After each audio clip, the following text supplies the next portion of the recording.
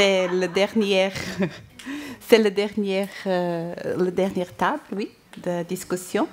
Et on va parler un peu sur la médiumnité et son rôle, oui. Je commence à dire que Allan Kardec, pour la première fois, a étudié, je m'excuse, mais ça ne c'est pas bien. Je ne sais pas que je t'ai. Je ne peux pas.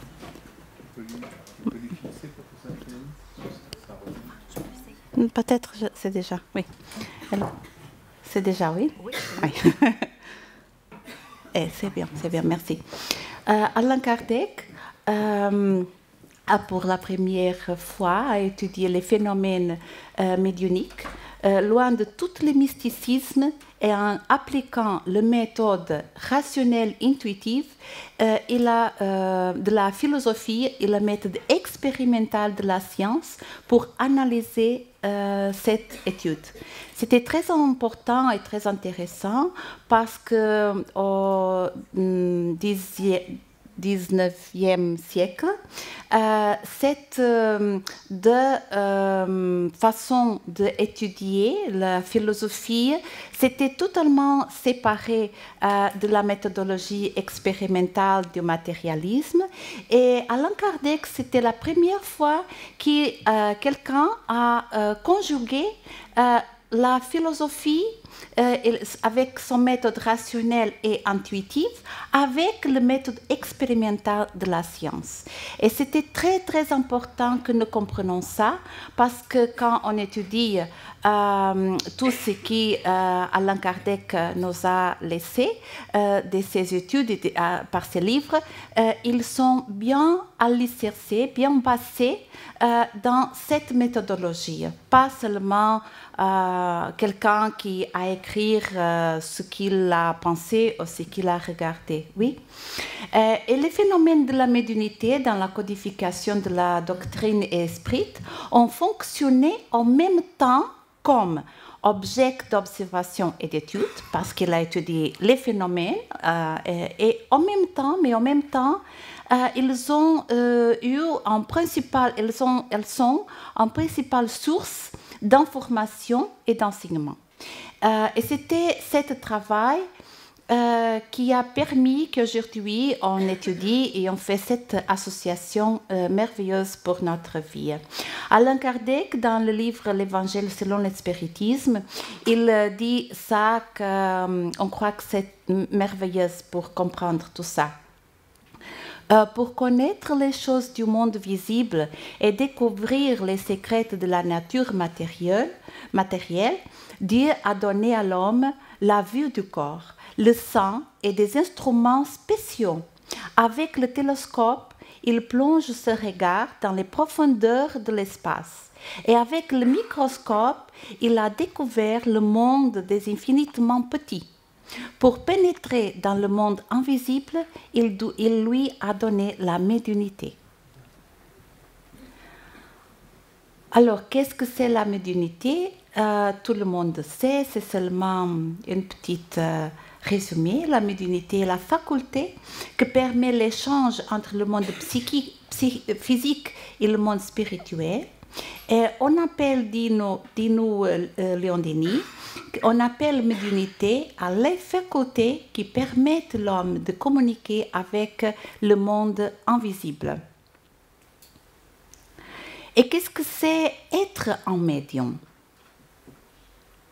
Toutes les personnes qui ressentent l'influence des esprits, à quelque degré d'intensité que ce soit, est un médium. Cette faculté est inhérente à l'homme. C'est pourquoi ce n'est pas un privilège et c'est rare pour les personnes que l'on pas, du moins dans un état rudimentaire. On peut donc dire que tous sont plus ou moins des médiums. C'est Kardec qui nous dit ça dans le livre des médiums.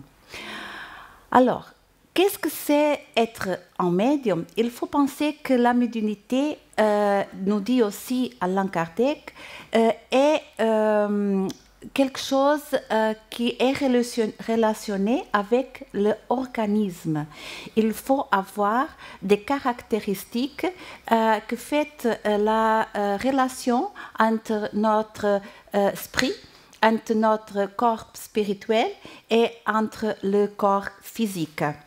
On sait qu'il faut avoir l'esprit, le père-esprit, comme Allan Kardec a dénominé le corps spirituel. Et on sait que la pensée, c'est la plus importante partie pour la médiumnité. Et on sait aussi que la glande pinéale et le cerveau, il y a un grand rôle dans les causes de la médiumnité. Aujourd'hui, il y a plus en plus d'études et il y a encore un article très intéressant qui a été écrit par Dr. Georges Daher, qui n'est pas ici, qu'il y a écrit tout ce que André Louis a écrit aux glandes pinéales pendant le 40-50 années de le siècle passé, et ce que la science dit maintenant à cette glandule. Et c'est très intéressant. Il faut dire qu'il y a une médiumnité naturelle qui c'est une conquête de nous-mêmes. Quand nous serons plus évolués, nous aurons naturellement notre capacité ampliée, et c'était une médiumnité naturelle, mais jusqu'à maintenant, comme nous vivons dans une planète encore pas très évoluée, cette médiumnité, elle c'est spécifique de les grands âmes qui venons à notre planète, les missionnaires, comme autour du temps, on le donne le nom du sang, par exemple. Et j'ai ici cette oration de Saint Francis que tous les gens aiment beaucoup. Seulement pour dire que les saints, comment on l'a appelé, ils ont eu cette médiumnité naturelle parce qu'ils sont d'esprit très évolués. Tous les missionnaires qui sont sur la terre. Mais la plupart des personnes, elles ont une autre vide de médiumnité. C'était une médiumnité d'épreuve. Et maintenant, vous pouvez demander, mais pourquoi, si tous nous devons avoir des preuves, pourquoi quelques personnes ont cette capacité et d'autres n'ont pas cette capacité? Emmanuel, dans ce livre, Consolador, il écrit comme ça. La mission de médiumnité, si elle a ses mésaventures et ses luttes douloureuses, elle est l'une des plus belles opportunités et progrès et de rédemption offertes par Dieu à ses enfants misérables. C'est une opportunité de travailler. La médiumnité en général, c'est une occasion pour l'esprit de se réhabiliter des erreurs du passé. Et comment ça se fait? On a déjà beaucoup parlé, je ne vais pas parler de ça, mais nous avons déjà compris dans ces 2 jours qu'il y a une préparation de notre corps physique du moment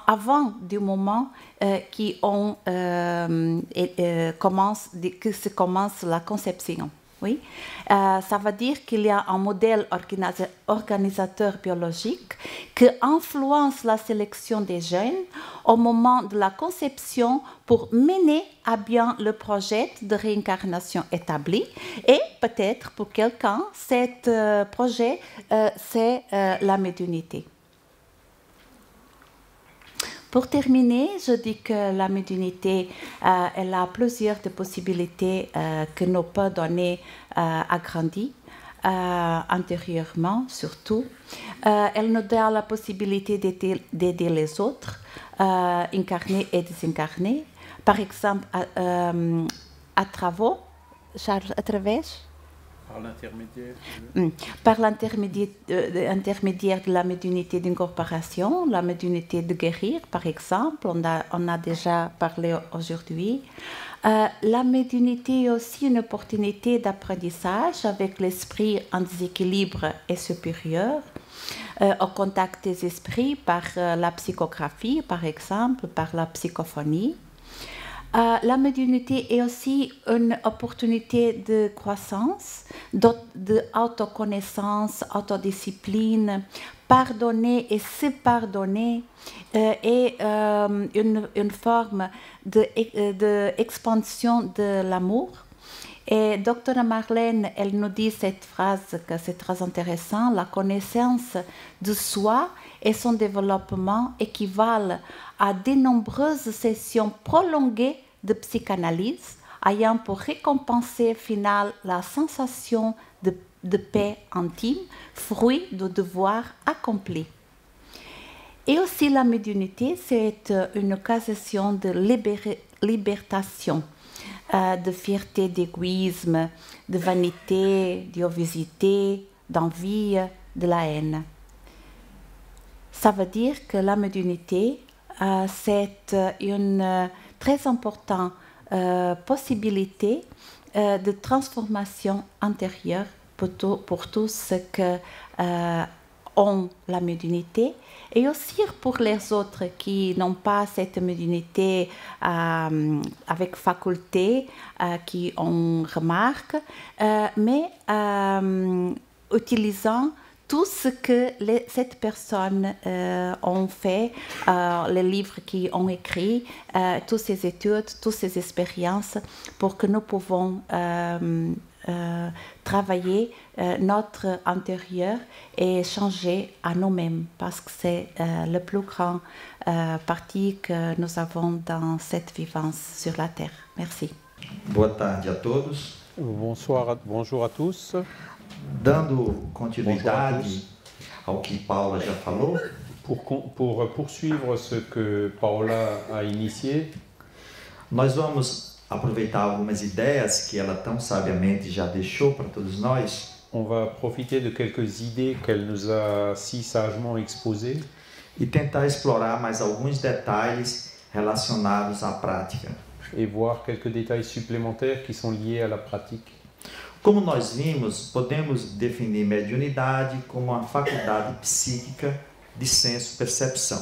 Comme nous avons pu le voir, la médiumnité est une faculté psychique de sens-perception.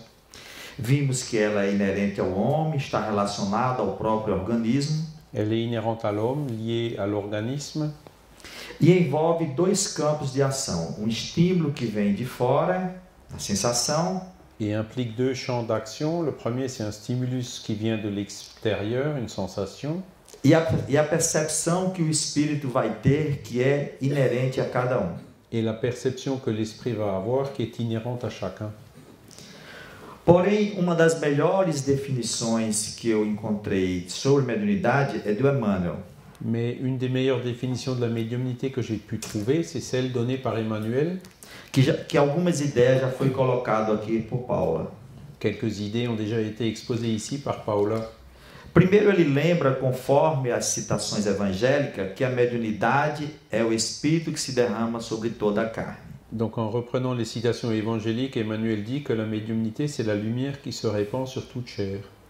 Quando fora feita essa profecia de que no futuro o mundo espiritual iria comunicar-se de uma forma ostensiva com os encarnados. C'est donc la prophétie qui avait été faite il y a 2000 ans que bientôt il y aura des manifestations ostensibles des esprits auprès des incarnés. A faculdade mediúnica também é um atributo do espírito, ou seja, é um patrimônio de todos nós que somos almas imortais. La médiumnité est aussi un attribut de l'esprit, un patrimoine de chacun de nous en tant qu'âme immortelle. Ela manifesta-se através das nossas forças mentais como talento criador de cada um de nós. Elle se manifeste par une force mentale et le talent créateur de l'âme. Porém, esses dois últimos tópicos é o que eu acho mais importante. Mais ces deux derniers points sont ceux que je trouve les plus importants. Mediunidade é capacidade de comunicação e principalmente de interpretação do espírito. La médiumnité est une capacité de communication et principalement d'interprétation de l'esprit. Como envolve fenômeno de senso-percepção, então a percepção ela depende da capacidade de interpretação de cada um. Comme elle implique un phénomène de perception sensorielle, elle implique aussi notre capacité d'interprétation de ces perceptions. Ou seja, o mesmo fenômeno de sensação para médios diferentes irá gerar interpretações também diferentes. C'est-à-dire un même phénomène de sensation auprès de deux médiums différents donnera aussi deux interprétations différentes.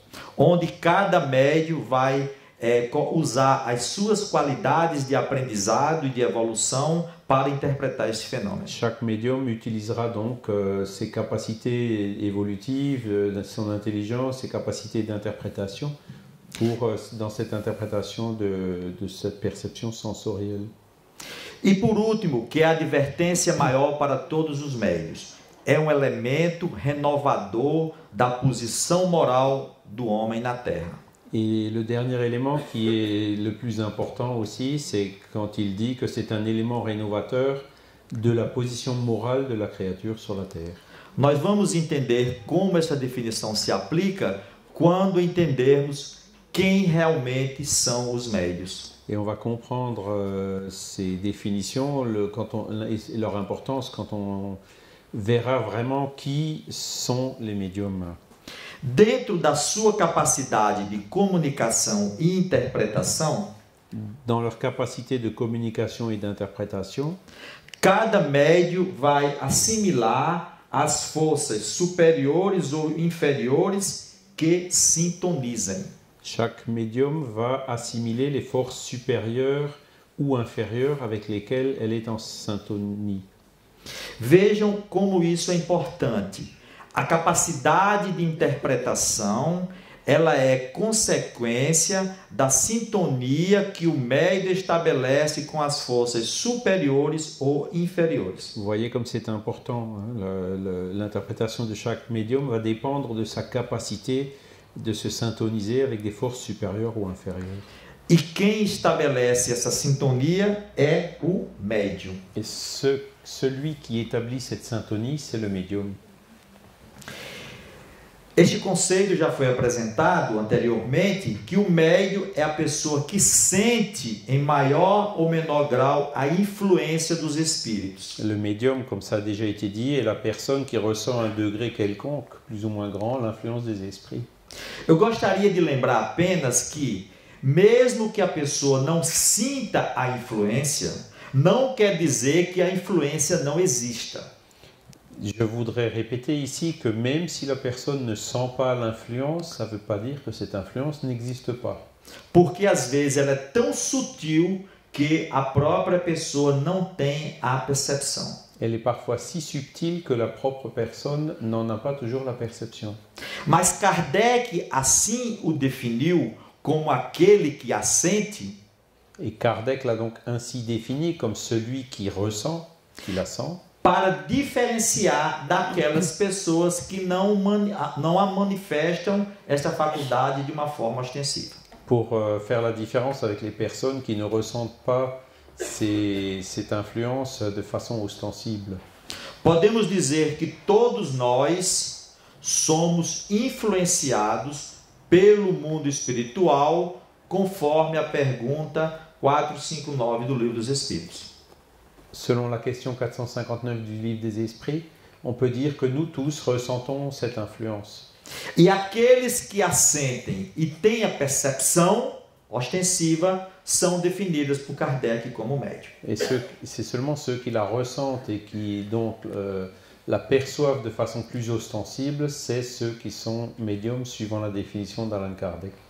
Mas eu falei anteriormente que a mediunidade é uma faculdade que é um elemento renovador da situação moral do médium. Et ce que je viens de vous dire aussi, c'est que la médiumnité, c'est un élément rénovateur du médium. Porque, em verdade, quem são os médios? Parce qu'en vérité, qui sont les médiums? Esta resposta nos foi dada por Emmanuel quando nos diz: Cette réponse a été donnée par Emmanuel. Os médios são almas que fracassaram desastradamente e que contrariaram sobremaneira o curso das leis divinas. Que les médiums, ce sont des âmes qui ont lamentablement échoué et qui ont massivement contrarié les lois divines. E que resgatam, sob o peso de severos compromissos e ilimitadas responsabilidades, passado obscuro e delituoso. Et qui rachètent, sous le poids de graves engagements et responsabilités, leur passé sombre et fautif. Para quem acha que ser médio é status, né? Ceux qui pensent qu'être médium, c'est un statut, ça donne du Vejam bem, status. Vous voyez, regardez bien cette définition.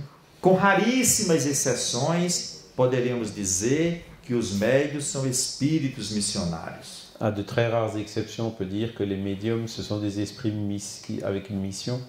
Porém, a grande maioria de todos nós recebemos a oportunidade de, no exercício da mediunidade, resgatar este passado delituoso. Mais la majorité d'entre nous, c'est l'inverse.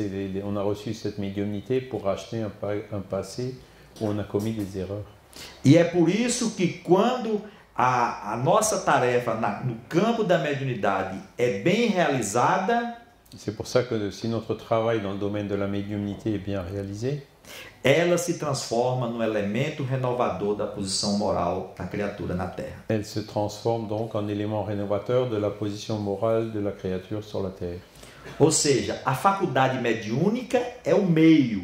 La faculté médiumnique est donc le moyen. Porém, o que o médium vai fazer desses talentos é de sua inteira responsabilidade. Mais ce que le médium fera de ses talents, c'est complètement de sa responsabilité. E embora tenhamos esse passado obscuro, os médios têm saúde mental equilibrada. Et malgré tout ça, les médiums, ce sont des personnes qui sont mentalement saines. Isso foi trabalho feito pelo Dr. Alexandre Moreira, analisando a saúde mental desses médios. Et ça, c'est un travail fait par le docteur Alexandre Moreira Almeida qui montre donc ces études de la santé mentale de plusieurs médiums. Diferente do que diziam que os médios eram loucos, ele constatou que eles têm nível socioeducacional elevado e saúde mental bem ajustada. Au contraire de ce qui a été dit par ceux qui traitaient les médiums de fous, les médiums ont généralement un niveau socio-éducatif élevé. O ajustamento social dos médios chega a ser superior do que a população geral. L'ajustement social de ces médiums est souvent supérieur à la moyenne. E que a experiência mediúnica é totalmente diferente de qualquer transtorno de identidade dissociativa. Et l'expérience médiumnique, c'est quelque chose qui est complètement différent des troubles d'ordre dissociatif. Então não se preocupem, somos normais. Donc ne vous inquiétez pas, nous sommes normaux. Muito bem. Nós já vimos aqui que no exercício da mediunidade, a estrutura orgânica mais importante é a glândula pineal. On a déjà vu dans des discours, enfin dans des événements précédents que un des organes fondamentaux qui intervient dans la médiumnité, c'est la glande pinéale. André Luiz trouxe essa revelação no livro Missionário na Luz e coloca que é sentido novo para o homem. André Luiz nous fait cette révélation dans le livre Mécanisme de la médiumnité, Les missionnaires de la lumière, que c'est un nouveau sens pour l'homme. Então, a glândula pineal, ela é a glândula da vida mental do ser humano. La glande pinéale, c'est la glande de la vie mentale de l'être humain. E essa glândula, ela é dos principais constituintes do centro coronário que nos liga, que nos deixa em contato com as fontes supérieures da vida. Et cette glande, c'est un des éléments principaux liés au centre coronaire qui nous lie avec les choses supérieures de la vie mentale. Atualmente é que nós estamos compreendendo as inúmeras funções, tanto de natureza espiritual como fisiológica, que esta glândula representa para o homem. Et c'est qu'aujourd'hui qu'on se rend compte donc de l'étendue de toutes les fonctions dans ce domaine de la glande pinéale. E no exercício da mediunidade, ela vai adquirir qualidades importantíssimas e específicas. Dans l'exercice de la médiumnité, elle acquiert des qualités spécifiques très importantes.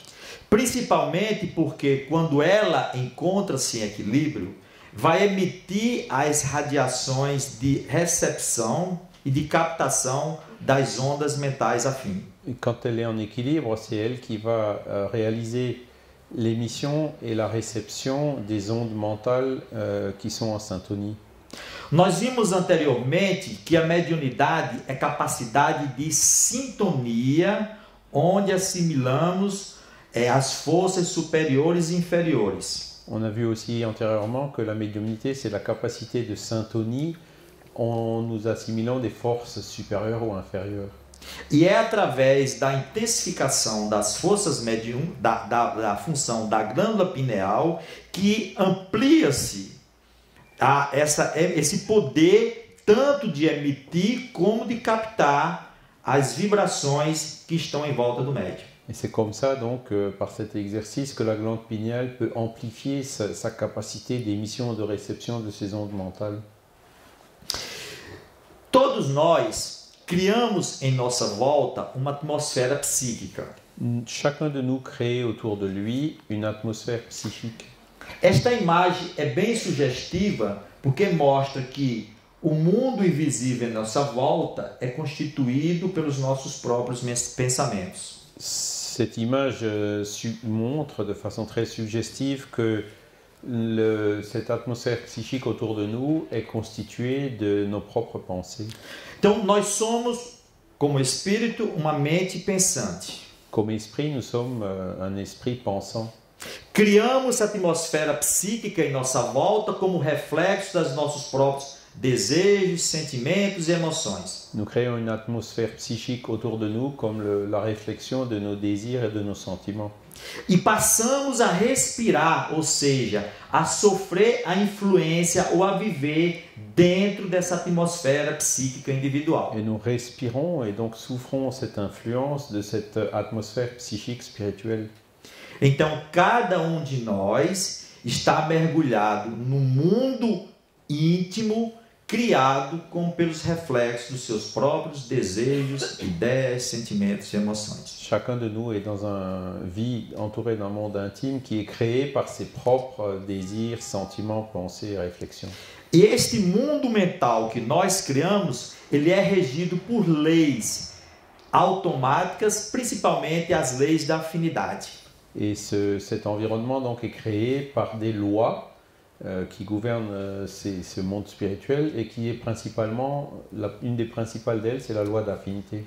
Por exemplo, quando emitimos uma ideia, passamos a refletir todas as mesmas ideias que se assemelham.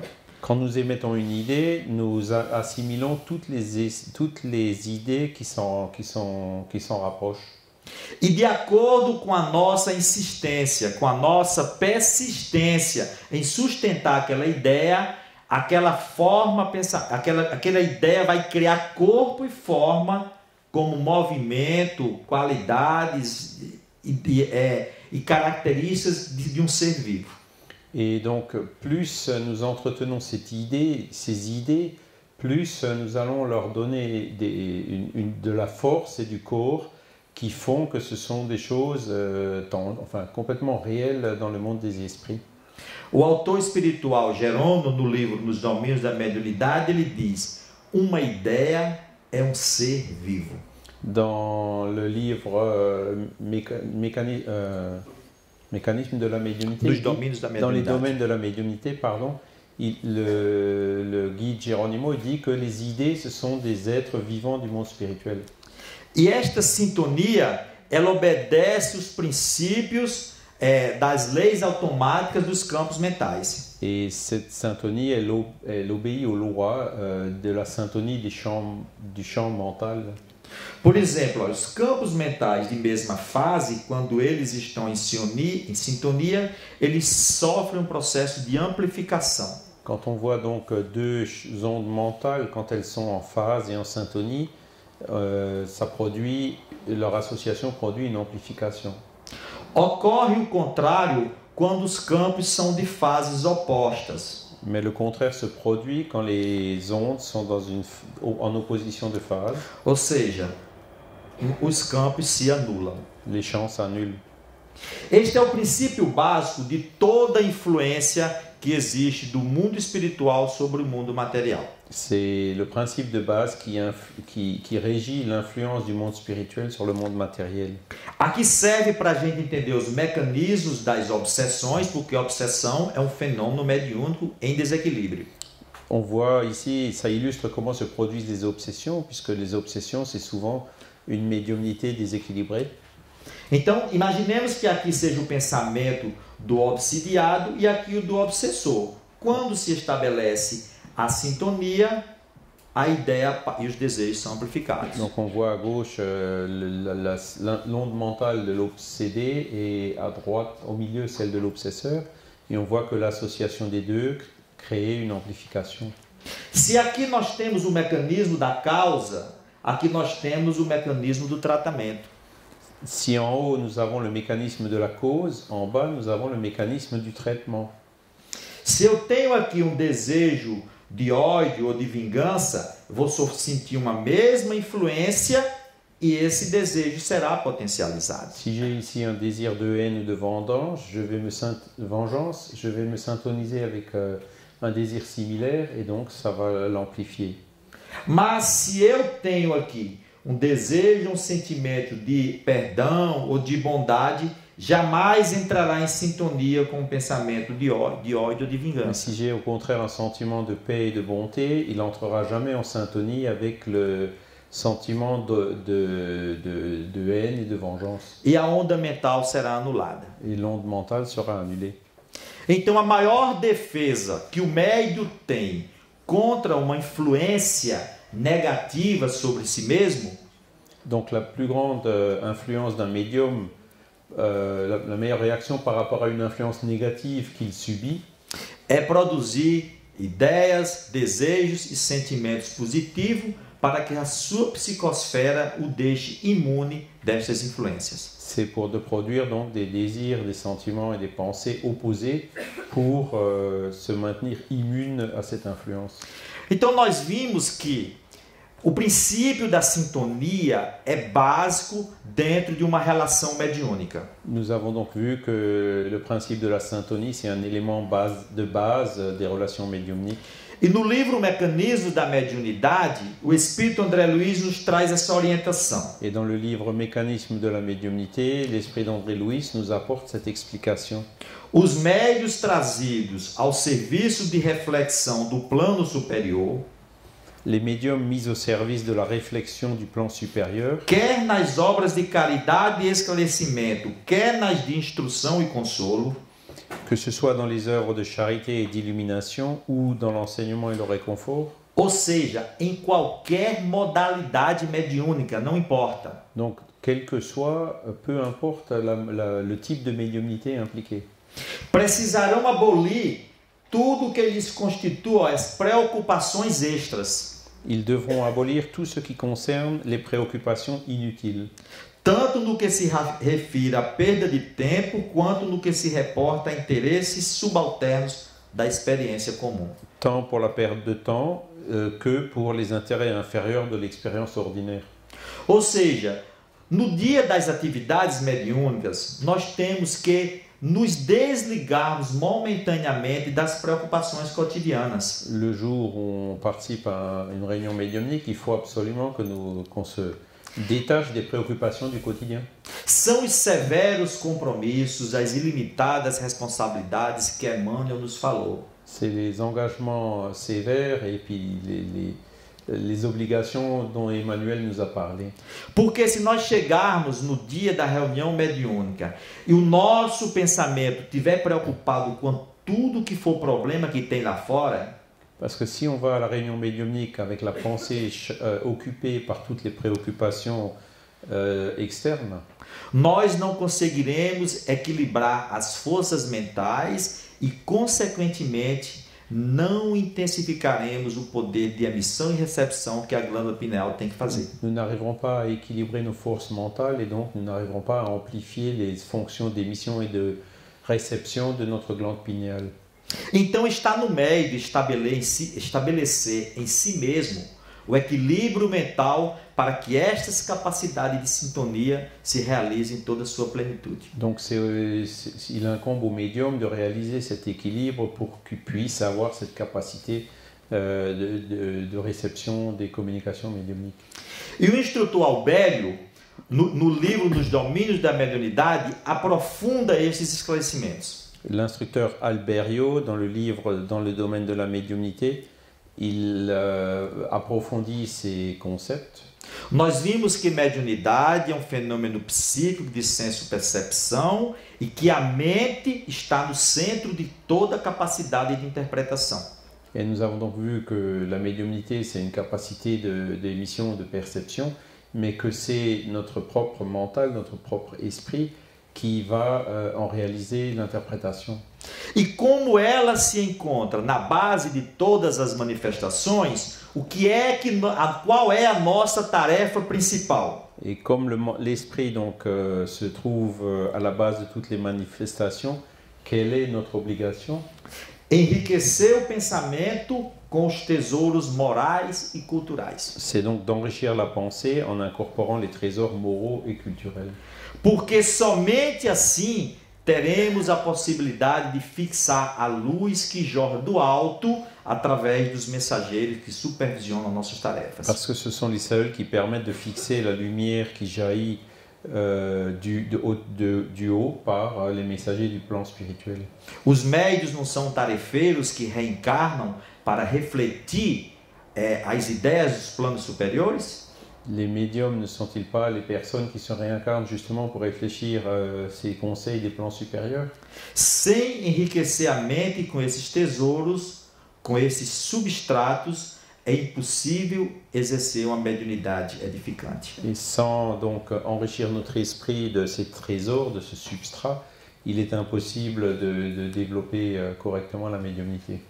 Então, dentro dessa proposta, qual é a maior necessidade que o médium tem? Donc, compte tenu de tout cela, quel est le plus grand besoin du médium?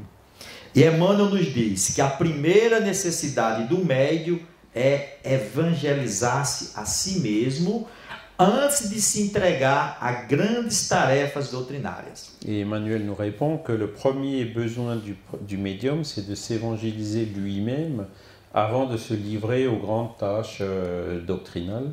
Porque se ele não buscar evangelizar-se a si próprio com os tesouros morais, parce que s'il ne cherche pas à s'évangéliser lui-même avec les trésors moraux, poderá ser influenciado pelo seu passado obscuro e delituoso, il pourra être influencé par son passé obscur et délictueux, arrastando novamente ao fantasma do personalismo. En amenant de nouveau le fantasme du personnalisme. E seduzido pela vaidade, falhar mais uma vez em sua tarefa. Et s'il est séduit par la vanité, il pourra une nouvelle fois échouer dans son travail, dans sa mission. E os nossos amigos espirituais nos advertem que a vaidade é a principal causa de falha dos médiuns na Terra. Et les guides spirituels nous préviennent que la vanité, c'est une des plus grandes erreurs dans le travail médiumnique. Uma outra advertência, dar gratuitamente aquilo que se recebe gratuitamente. Un autre conseil, c'est donner gratuitement ce que vous avez reçu gratuitement. A faculdade mediúnica é dom divino que Deus dá de graça. La faculté médiumnique, c'est un don que Dieu nous donne gratuitement. Então não existe justificativa para se cobrar por essa função. Et il n'y a donc aucune justification pour demander de l'argent pour cette faculté. Nem mesmo indiretamente aceitar presentinhos ou troca de favores. Et ni même indirectement d'accepter des cadeaux ou un échange de faveurs. Que é uma cobrança disfarçada. C'est donc pareil, on demande de l'argent, une rétribution déguisée. Então Kardec diz, olha, todo aquele que não tiver do que viver, procura os recursos em outra parte, menos na mediunidade. Kardec dit donc que celui qui n'a pas de quoi vivre cherche les ressources où il veut, mais pas dans la médiumnité. Que não consagra a ela, se preciso for, apenas o tempo de que cada dispõe materialmente. qu'il n'y consacre, s'il faut, que le temps dont il peut disposer matériellement. É o sacrifício que o médium vai fazer pela sua hora de lazer, pelo seu momento do descanso. Donc le médium va sacrifier quelques heures de loisirs ou de repos.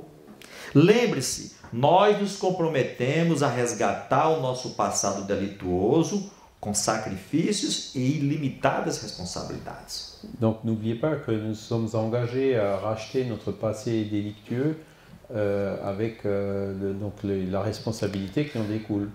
Se assim o fizermos, os espíritos lhe terão em conta o devotamento e seus sacrifícios, ao passo que se afastam daqueles que esperam fazer deles um meio para subir. S'il le fait ainsi, donc les esprits lui tiendront compte de son dévouement et de ses sacrifices, tandis qu'il se retire de ceux qui espèrent s'en faire un marchepied. Dentro dessa proposta, Albério traça os limites da comunicação mediúnica. Et donc, suivant cela, Alberio trace les limites de la communication médiumnique. Alguém pode pensar que a comunicação ela é ilimitada, mas não é. Quelqu'un peut penser que la communication est illimitée, mais ce n'est pas le cas. Porque em qualquer exposição mediúnica, a inteligência receptiva, que é o médium, ela está sujeita, olha, às possibilidades e à coloração dos pensamentos em que vive. Parce que dans toute forme de médiumnité, l'intelligence réceptrice est soumise aux possibilités et aux tonalités des pensées dans lesquelles elle vit. Mediunidade não é capacidade de interpretação? La médiumnité n'est-elle pas une capacité d'interprétation? Essa interpretação não depende da atmosfera mensal da psicosfera que cada um produz? Cette capacité d'interprétation ne dépend-elle pas de l'atmosphère mentale et des ondes de pensée produites par chacun? Então o médium só vai interpretar a mensagem de acordo com aquilo que ele tem dentro de si. Donc le médium ne pourra interpréter les messages qu'en fonction de ce qu'il a en lui-même. E a inteligência emissora, que é o espírito comunicante, Et l'intelligence émettrice, qui est l'esprit communicant, ele está limitado à interpretação dos pensamentos que ele pode produzir. il est limité par l'interprétation des pensées qu'il peut produire.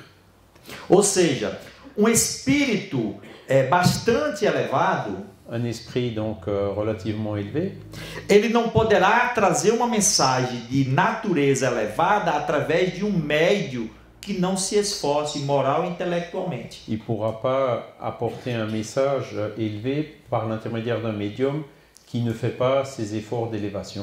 Porque a capacidade de interpretação do médium está limitada. Parce que, à cause donc de la limitée des capacités d'interprétation de ce médium. Daí porque todos nós, repito, precisamos enriquecer a nossa mente Et c'est pour ça que chacun de nous doit enrichir son esprit com os tesouros morais e intelectuais que engrandece o espírito imortal. avec les trésors intellectuels et moraux qui font grandir l'être immortel. Espíritas, amai-vos, espíritas, instruí-vos, disse-nos Jesus. Et spirit, aimez-vous, spirit, instruisez-vous, nous a dit l'esprit de vérité. Merci beaucoup.